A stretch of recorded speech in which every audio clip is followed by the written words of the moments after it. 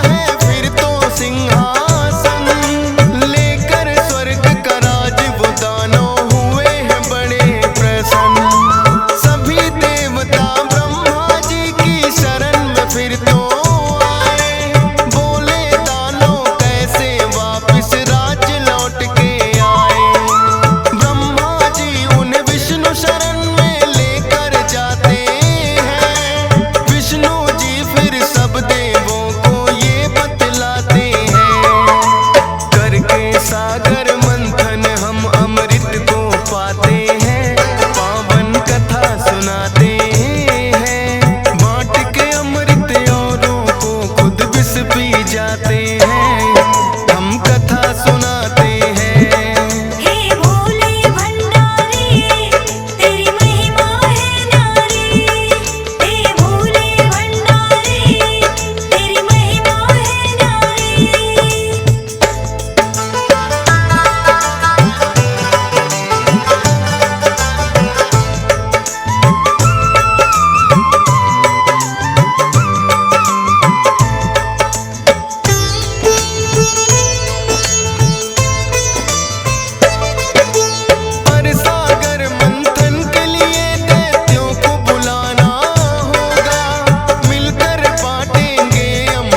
उनको समझाना होगा।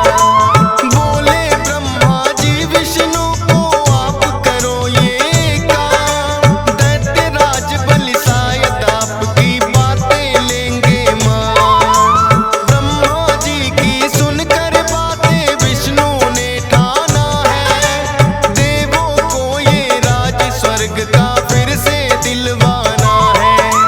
बलि के पास में फिर तो खुद विष्णु जी आए हैं, सागर मंथन के लिए सारे दैत्य मनाए हैं।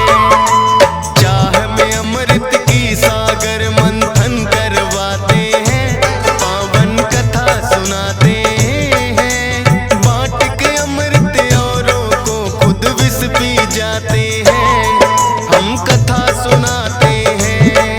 हे भोले भंडारी तेरी महिमा है न्यारी, हे भोले भंडारी तेरी महिमा है न्यारी।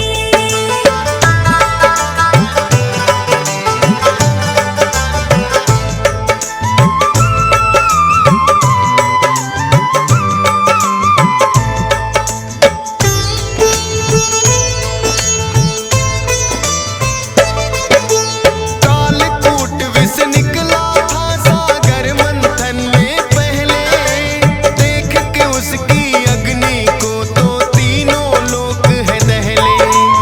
ऐसे भयंकर विष को कोई भी ना अपनाए, मुश्किल की इस घड़ी में सबको शिव शंभु याद आए। नारद जी भोले से बोले आप ही हमको बचाओ, ये सृष्टि बच जाए विष से रास्ता कोई बताओ। सुन नारद की बातें ऐसा रचा है खेल निराला, सृष्टि के उपकार की खातिर सारा विष पी डाला। लेकिन सारे विष को अपने कंठ बसाते हैं, पावन कथा सुनाते हैं। बांट के अमृत औरों को खुद विष पी जाते हैं, हम कथा सुनाते